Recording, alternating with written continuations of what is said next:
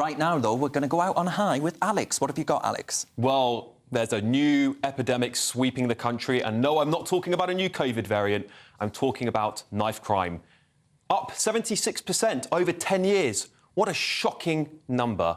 There's an utter failure across this country to tackle one of the most serious issues, and just up 19% in the last year alone. So what are mayors and local authorities doing about this? Well, clearly, absolutely nothing. So in just the last few days, as we've seen the terrible news about Harry Pittman in London, 8 more stabbings have occurred. 8 more stabbings. It's utterly horrendous news. And yet, whilst the fireworks blared on behind the mayor and he patted himself on the back for his extremely terrible mismanagement of this country, of this capital, he had nothing to say about it.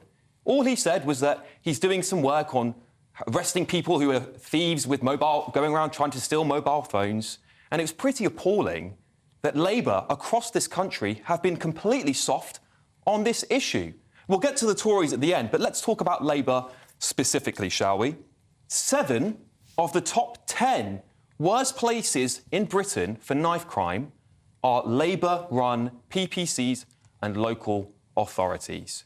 Just remember that in a few months' time, this country is going to sleepwalk into a Labour government who are more than likely going to replicate this soft policy that has allowed criminals to run wild across the streets of our nation's great capitals and cities.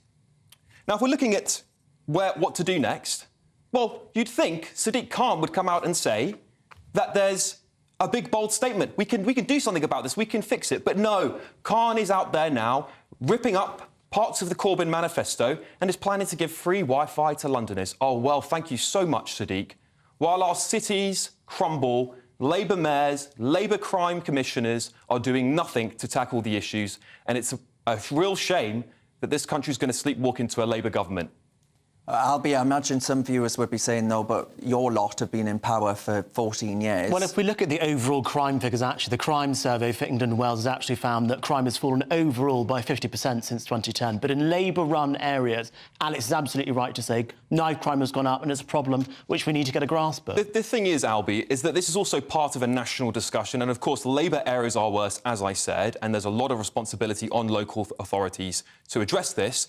But the Tories are also responsible here, aren't they? They've had 14 years to sort out this knife crime epidemic. Crime's down 50% since 2010, as I mentioned. But knife crime is up 76% over 10 years. And Let's deal with the facts. The knife crime statistics are simply not good enough, and a lot more. So it's OK to say crime is down, but knife crime is up. I actually think we need more stop and search. Fatal stabbings are up, Albie. We need more stop and search. So, Benjamin, do you accept Alex's premise, then? They're saying basically more people are going to die once your lot are in power? No, I think that's an ugly characterisation. Look, the fact that knife crime, that the most common areas with knife crime is higher is because Labour tends to be in government in cities, and those are the places where that has always happened. I think the fact is sacking 20,000 police officers, as Theresa May did, didn't help.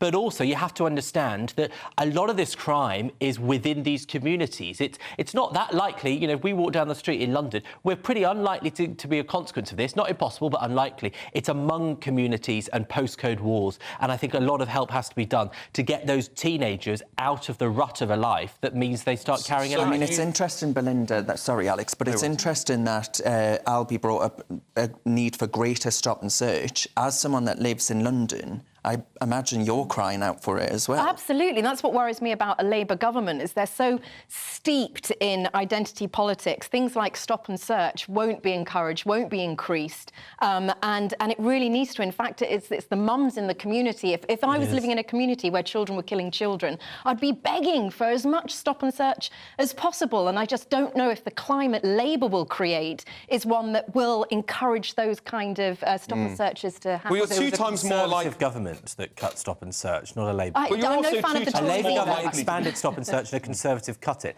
Now, I don't think it's the most effective measure, but it was the Tories that did that. Do you really think Keir Starmer's the man to solve the knife crime epidemic? Yes, I do think the former Director of Public Prosecution understands. Well, he wasn't very good at it, was he? Like better than a woman who was Prime Minister and Home Secretary for 6 years. Well, I don't think the Tories are much better, but we certainly haven't got to have... We're not going to be a nest of singing birds on that point.